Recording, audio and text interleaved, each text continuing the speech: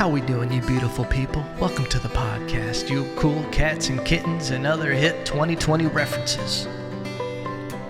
Sometimes Monday comes along and you just gotta welcome it with a song, so sing along if you know the lyrics, but shoot, I ain't said them yet.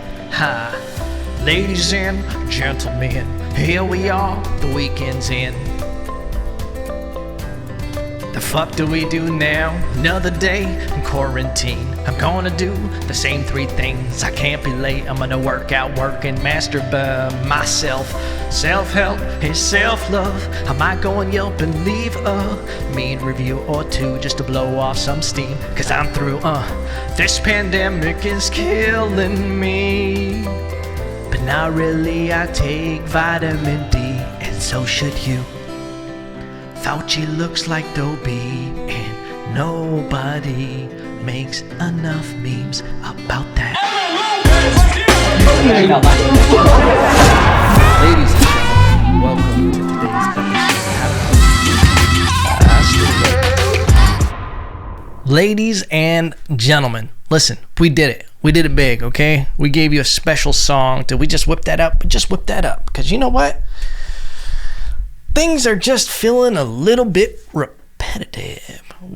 Repeat, rinse, wash, repeat, rinse, wash. Listen, it's just you gotta mix things up every now and then. Sometimes I put the milk in before I eat my cereal, before I put the cereal in. Yeah? Sometimes you want to live like a serial killer, you know? That wasn't even meant to be a weird pun of saying milk and cereal with the serial killer reference. Listen. Sometimes you just drop bars, unbeknownst bars, okay? And you just come in hot. You come in hot on the Monday, and you just leave hot on a Friday. Huh? Doesn't make sense. But when you're confident in quotes, you just say that shit, and people believe it.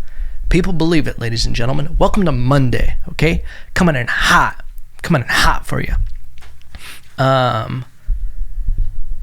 What always irked me, or really grinds my gears, and yeah, your boy's adjusting this microphone a lot, ladies and gentlemen. We're just trying to figure things out. Listen, the podcast setup keeps changing. It keeps changing, all right? We're trying to figure things out. Got some things in the works, a little bit of this, a little bit of that. But one thing that always sticks with me, it always irks me, what grinds my gears is when it comes to, confident quotes and everything, when people say things just because it makes you can somehow turn it into a metaphor. All of a sudden it means that's the right thing. Like when people are like, hey, if you judge a giraffe on its ability to climb a tree, like, something, like when you just throw out certain things like, hey, people in glass houses shouldn't throw stones. I mean, I'm saying listen, I'm on the spot right now, and I'm making very solidified metaphors that aren't making sense. What I'm saying is, just because it's an inspirational quote on the internet doesn't mean it's true. Some people live their life by that. Some people are like, God is going to take away your little teddy bear to give you a big teddy bear. I've seen that meme flying around the internet, and I roll my eyes back so far in my head that I look like an exorcist / slot machine. Okay, it's just it looks like I'm flying in reverse like Tenet. Okay. That's what it looks like when I read some of these memes and these corny shit people say and do. One thing that I can't stand, ladies and gentlemen, come on, hot on a Monday. One thing I can't stand, and we need to get away from this, okay, is these fake videos for clout. The weird shit that people do when they're like, oh my God, I'm going to dance in front of my significant other, and let's just watch his reaction. And then it's just like, she's doing something, and the guy's like, oh my God, that's so supportive. Oh my God, you're wacky. Oh my God. It's like there's just so much fake shit on the internet. And I consider myself a gatekeeper of the internet, okay? It doesn't get by me. Listen, I single-handedly started the movement against boneless wings. I'm more synonymous with chicken wings than Biden and dementia. I said it. I'm not even going to go down that rabbit hole. Ladies and gentlemen, what I'm trying to tell you is that I'm single-handedly fighting the boneless wings like Trump is fighting the sexual predators in Hollywood, okay? QAnon, all that shit, whatever's going on, Pizzagate. I am single-handedly fighting them. just like Trump. Isn't it crazy? Like when the dust is settling of how nuts all that shit really was and is. The QAnon. Some dude dressed up like a woods creature, a little woodland creature, and stormed in the Capitol. Now, are politicians corrupt? Yeah, it's water hot sometimes. Doesn't make sense. But listen, it is what it is. We know this. We know politicians are corrupt, right? And that's like, it's kind of what's crazy about this whole, this is what happens when you can take the truth and you can spread it to the farthest degree. When you get that 1% of crazy people that are willing to act on shit. I never plan on talking about politics. So we're just going to reverse out of this. And sometimes I get down this rabbit hole where I'm not even qualified to talk to you guys about politics. Really? I'm not. Okay? I shouldn't be giving financial advice, political advice, and probably just advice in general. There's something I could probably give you advice on. Probably chicken wings. Probably chicken wings, ladies and gentlemen. Okay? I know my way around a good wing. All right? There's a lifelong debate in the wing community of ranch and blue cheese. And here is the thing. You do what the fuck you want. This is the whole thing about chicken wings. There's some people who are diehard blue cheese and they're diehard ranch. Listen, I prefer blue cheese. Okay? Ranch is good, but I prefer blue cheese. But it also just depends on, I want to go to that place and whatever they're serving, give me it. Okay? Because they're not giving me the same blue cheese I'm going to get somewhere else. So this is the thing. I don't like when people are like, you need to eat it with this and you need to do this. Do what makes you happy, okay? As long as there's a bone in there, I don't give a shit how you eat your wings, all right? Because it's appropriation if you're talking about a goddamn wing without it, like it's just completely false, right?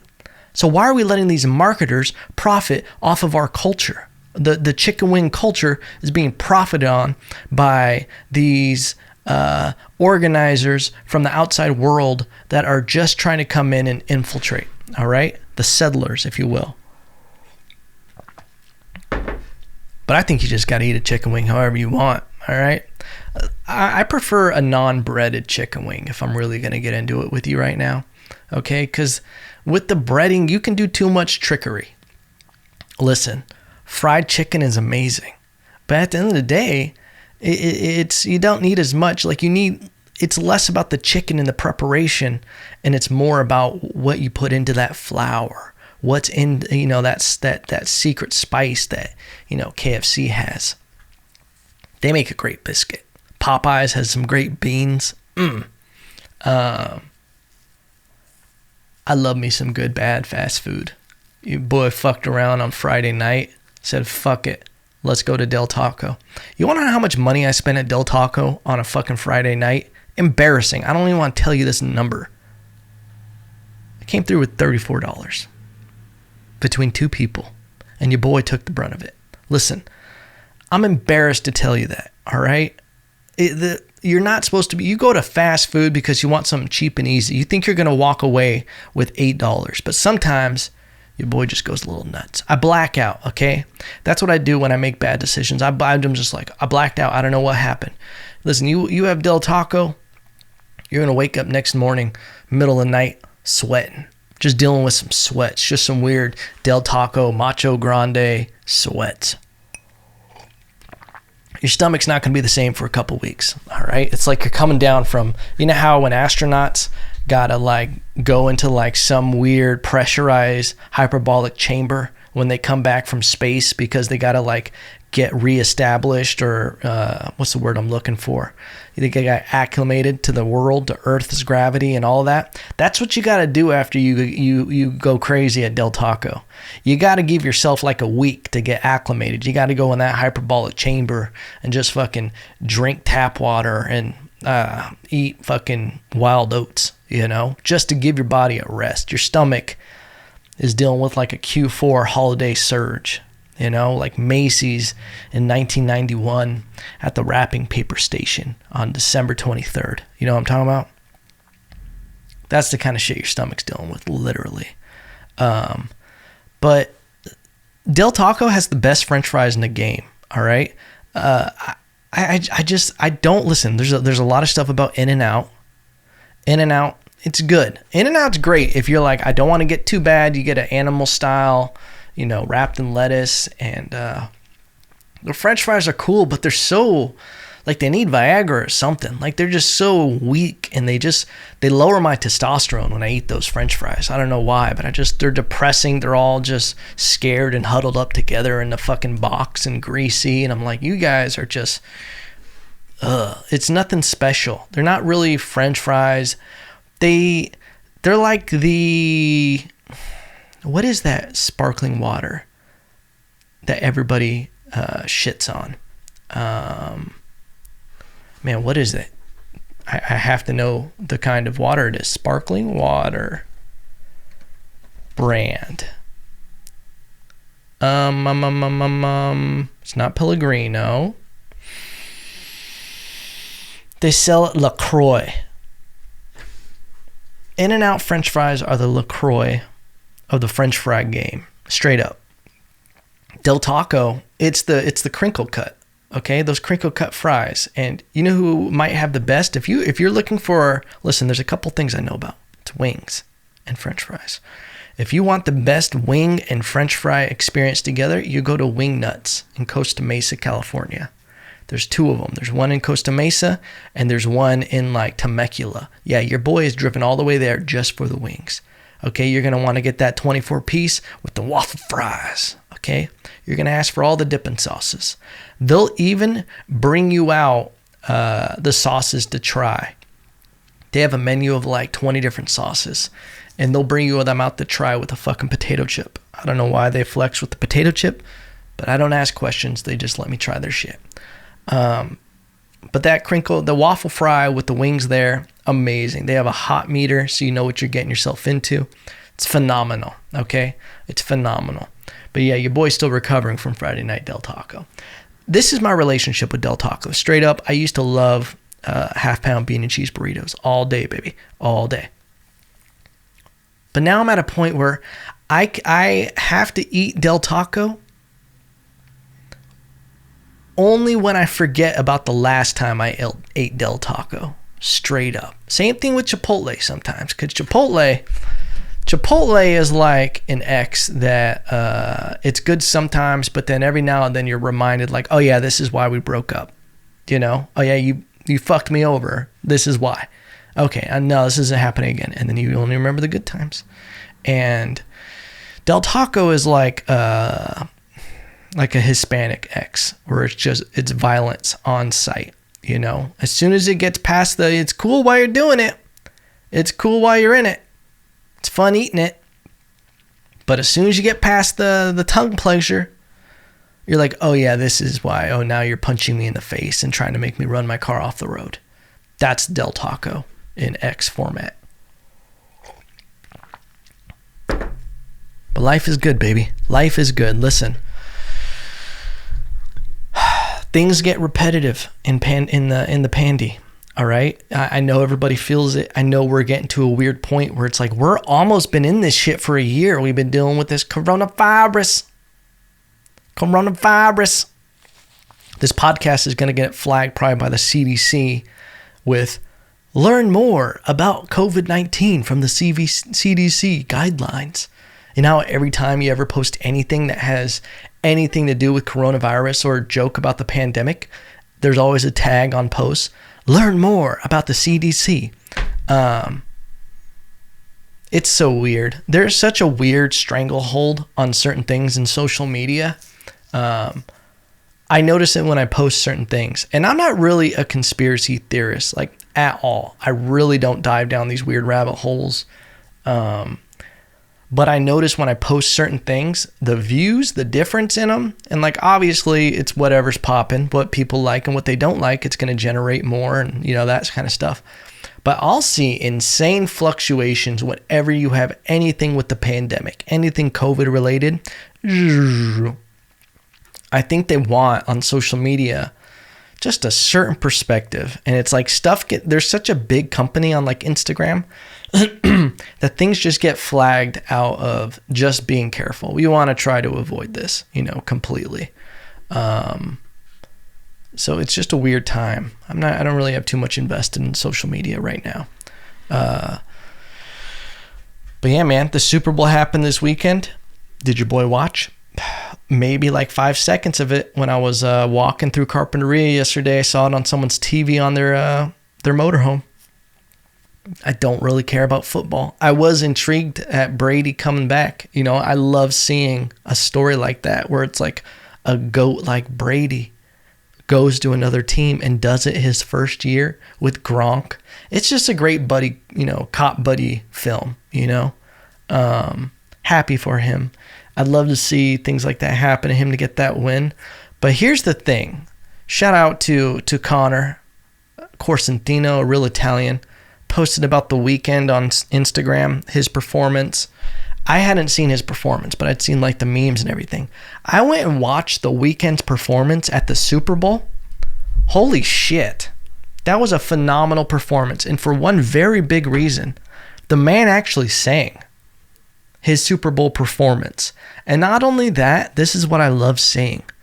He invested $7 million of his own money into that performance.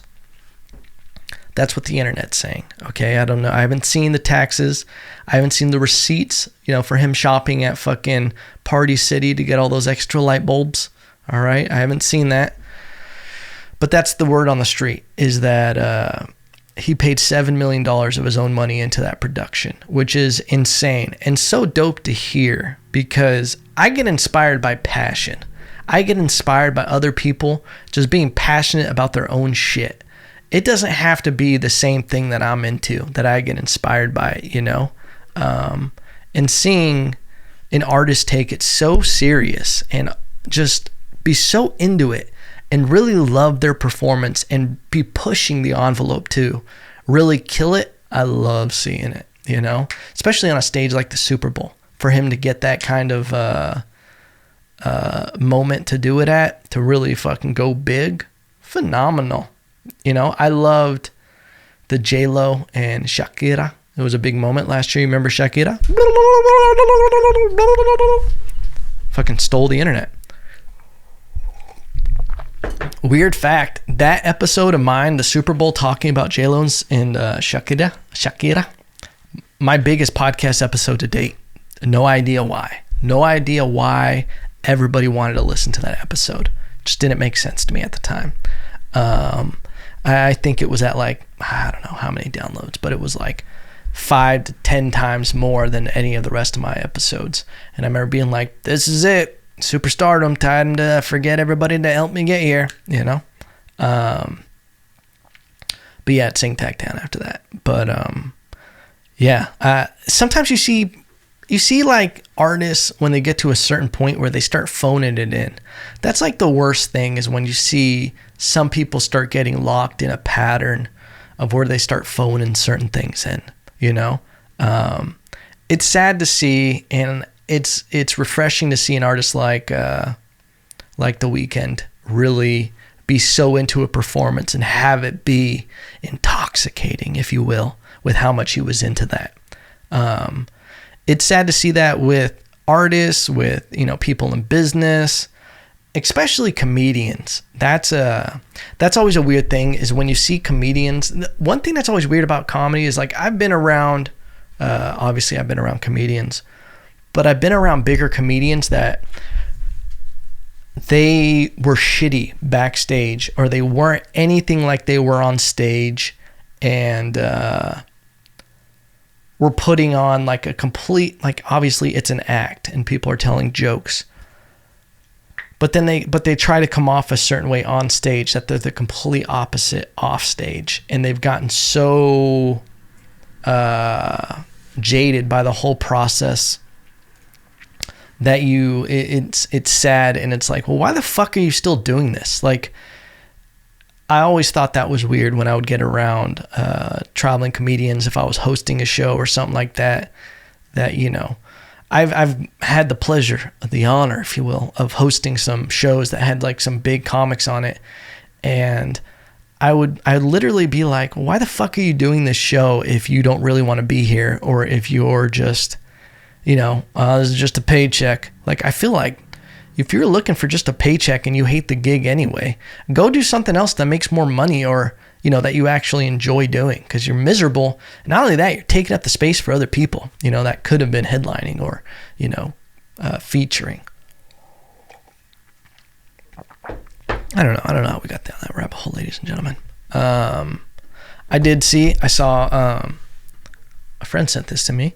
There was these gender reveals. Let me pull this up. Gender reveal. You guys, this is worth the squeeze. I promise you.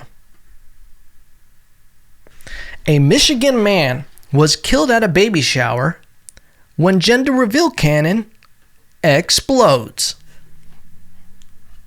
This is why the aliens don't want us. A 26-year-old Michigan man was killed in an explosion that occurred during a baby shower.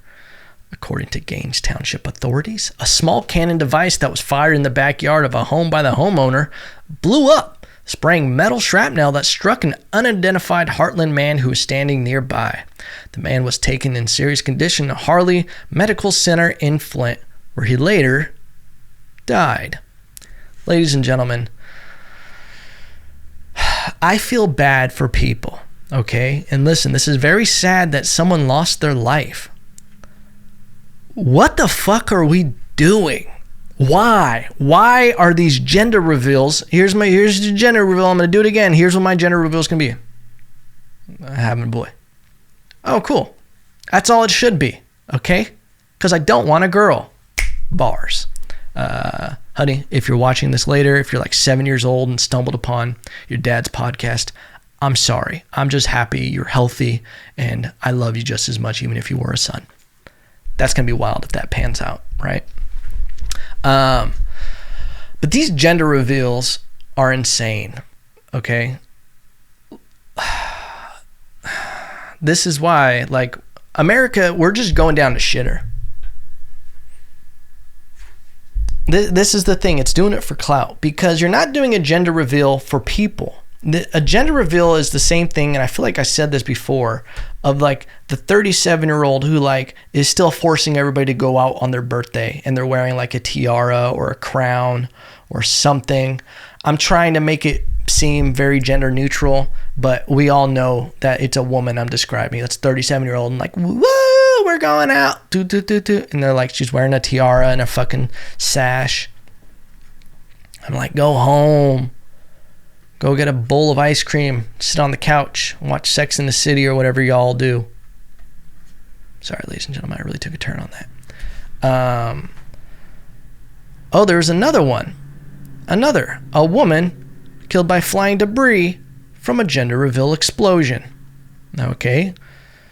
How can we make these safer? And this is almost the thing. I was thinking about this morning when I just ponder life and, try to solve the world's problems. So that's what you do when you're taking your dog for a walk. Some of these people don't want to be like, should we be saving everyone? Is my question. And is this nature? And have we gotten just so far into a artificial world where we're trying to save everyone? Like there is a number. There is an acceptable amount of death that we accept, just by nature, because we're not with car crashes. We don't shut the society down and be like, whoa. We got to figure out a safer way to drive before we do anything else. Or it's like with heart disease. We're not like, whoa, everybody stop what you're doing because we need to stop all this food that's going out that's raising, heart disease and making, be the number one killer in men. We need to stop all of that, all the foods that do that until we get this under control. I mean, we're doing it with coronavirus.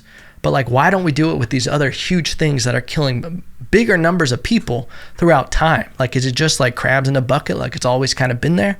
And is that nature? And you start getting in, obviously, this is something that's very dense and a lot of variables. But like at a certain point, we got to be like, yeah, this is nature. Like, it's sad, obviously. There's the people who are trying to do everything right. But then this was my thought.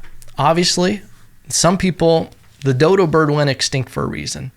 And there's a certain point where we talk about free healthcare and all this stuff for everyone, and everybody's entitled to healthcare and everybody's to this and that. by design or by nature, that's not true. We have never been a species, like no species has ever had entitlement of healthcare. But what we're trying to create is a world where people are entitled. We are out of the food chain, and we're trying to advance out of we're trying to evolve our species. That's why we have houses. We've gotten out of, weather in a lot of places. But it's like we want everybody to have base social health care and everything like that. But then I think we need to design some kind of thing to keep people responsible and keep them, like, you kind of have to earn it in some sense. Because I've talked about this before. Reasons why I didn't want to be a nurse. If you don't know, here's a quick recap. Your boy went to nursing school, has a bachelor's, would just fight with my pharmacology teacher in class. I wouldn't just fight with them. This happened like 2 or 3 times in front of the class. But I never liked the idea of just giving people pills. But here's the truth. And this is why I was like, I'm not going to be in this system because I'm going to get lost in it. And I'm going to get broken or hate my job just for a paycheck. And I would have been miserable. There's a certain point where people don't give a fuck about their health. They don't care that they should work out 4 or 5 times a week and do this and do that. They just care that they're able to take something for it. They have all this pain in their legs or their back or something going on, and diabetes and all this stuff that was self-inflicted. But they don't want to exercise. They don't want to take responsibility. What's the pill that you have for me? I'm entitled to this. So by not making there be a meet me halfway kind of thing, if everybody has healthcare and we just create this system, there's going to be a lot of situations where people just want pills. They don't want to do this, and it's already happening. And that's what is nosocomial illnesses and all these people who are on regular pills, all the time. And obviously the businesses, a lot of hospitals are for profit. They don't want people to not have these issues. But if we're going to really fix this issue, we need to change the entire structure of what healthcare is. And not only that, I think it should be a thing where you have to meet halfway. You want free healthcare? You can't be a liability, okay? You have to be exercising 4 or 5 times a week. We have to start eliminating these foods. Like if you want free healthcare 4 or 5 times a week, and you need to be eating this and doing your part. You have to be at a relative BMI, body mass index, and all this stuff of where you're just healthy. You don't have to be like a fucking model or anything like that. You just be healthy, It's the same thing with the way that Canada taxes their cigarettes and alcohol. The way they pay for healthcare is they tax cigarettes and alcohol a lot to be able to pay for social healthcare, free healthcare for everyone. And by doing that, the people who are gonna really rely on that system are the ones paying for it through taxes. If you want to smoke and you want to drink, do all these things that are a liability to your health, you're going to have to pay for it through the taxes. I think that would be good. Why don't we do a tax for junk food and everything like that? I think it's so fucked up. And if the government really cared about, we need to obviously restructure the government. It's so easy. It's such a cop-out for people on podcasts to just say, well, if the government cared, blah, blah, blah, blah, they would do this and literally spit out an ideology. But there has to be a restructure where it's we have to make organic and healthy foods cheaper, and we got to make all this processed shit less cheaper. It should be taxed more and not as profitable for these businesses, because it's you look at the cost of developing something that's organic or healthy versus the cost of creating something that's processed and just going to sit in your gut. Del Taco. See? Your boy is part of the problem. But I think there has to be some kind of incentive, right? You get a gym membership, should be a tax write-off. In my book, gym membership, tax write-off. Okay? There should be a way to log the amount of time you actually go to the gym, not just get it for a write-off. But a gym membership should be a tax write-off for your health care. That would be amazing. You should get tax credits for if we were to do free healthcare. But we should get tax credits for veggies and everything that you buy at the store. Look at me, fucking Peter Pan, just living in an ideology world. Good times, ladies and gentlemen. Good times. I was thinking about this. Listen, I love everybody that listens to this podcast. I really do. It means the world to me. When someone reaches out and they say, hey, I like this, I like that, I like this, I like that, and it just means the world to me. I love that people are actually getting something out of this, value out of this podcast. I'm trying to figure out new ways to have it be more entertaining and have it be better for all of us, better for me, more enjoyable, and more guests and more different things. So if you have ideas for what kind of guests we should have on the podcast, feel free to reach out. I'll hunt those people down if there's someone that you would like to have on it. If you have guest recommendations, feel free to reach out. If you are either in some odd field and would like to come on the podcast, feel free to reach out. If I don't respond to you, hey, it wasn't personal, okay? I'm kidding. I will respond. But I'm trying to have the podcast grow, baby. Okay? This is the dream for me. This is the dream. And all it is I just got to keep putting more time into it. It'll get there, baby. It'll get there. All right? We're going to get sponsors. We're going to get more guests, more segments, more things going on. But we just got a lot changing right now. All right? I know I keep saying that. And I've been pretty hush-hush. But I don't know if I said this on the podcast, but we are going to be moving to Texas pretty soon here, probably in the next couple months. Gonna rent an apartment while our house is being built, which sounds fucking crazy to say. Sounds nuts to me saying that. And I'm like, when the fuck did I turn 60 years old? Okay. Because in here, your boy's still like 10 years old. I got the same brain as when I was a kid. The body doesn't work as good as it used to. It's true. It's true what happens to you. But it does feel nuts to get to this point where I'm now, gonna have a house. Best believe the podcast is gonna change there, and I've got ideas and different things I'm gonna do, more video segments and stuff. But I'm very excited, and that's kind of like what I've been doing in quarantine. I'd say this past year kind of. Is I kind of just, being forced to go into kind of a shell, if you will, where I can't do stand-up, I can't do all these things I normally do. It kind of made me reevaluate what priorities were and what I enjoy most. And I started, this is something I still struggle with, is trying to figure out what I enjoy most, what I actually want to achieve, what do my days look like achieving that, like what would it take for those days, and what's the most enjoyable process. And I know it's so cliche and corny that I bring this back, but when I was saying the quote, a giraffe and a monkey, if you judge the giraffe on its ability to climb a tree, it's going to do terrible, But that shit's got a long neck. But what I mean is I'm trying, and I think this is something that everybody needs to do. Find out what the fuck you enjoy doing the most and just keep doing that shit.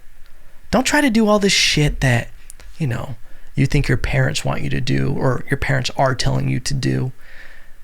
You think you're supposed to go to college. You think you're supposed to do this and do that. Don't do it. Find out what you enjoy most and just try to repeat that process every day.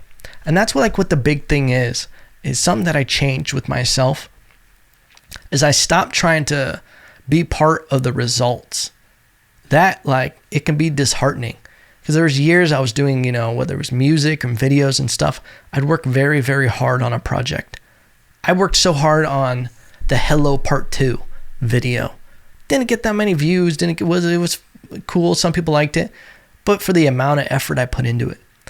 And I've taken on this idea of you're not entitled to results, and you just are entitled to the process of creating it. But eventually, the more you go through a process, the results will come. Okay? Giggity. But like, you also have to just do it for the process. Don't be like, I want to be someone who achieves this. No, you want to be someone who does the processes that allow those kind of achievements to come. Giggity. You know what I'm saying? Does that make sense? That you just have to fall in love with processes, and then results come from that. And welcome to Evan's Tony Robbins self-help, self-love podcast. You know, coming in hot and coming in heavy, ladies and gentlemen. I'm hoping to have a guest for you on Wednesday. You know, this feels like I've been wrapping up this podcast for like 5 minutes, and guess what? We have, ladies and gentlemen, we have. What was I going to talk about? I had a show or something, a movie. Oh, dude. Okay, so I've told you guys, I will end on this story. I've told you guys about my Sunday fun days, what I do. Big reset for my girl and I. We lay in bed. We switch off every Sunday of who's going to make the coffees and bring them to bed. And then we watch a movie or a show every Sunday in bed. And we alternate whose Sunday it is, who gets to pick the movie and who gets the coffee every Sunday. Yesterday, my girl, of course, serial killer, she loves serial killers and all these crazy documentaries. If it's a serial killer documentary, she's seen it. And she shows one, Mother Dearest. This shit is insane. Mother Dearest, let me find out the name. Mother Dearest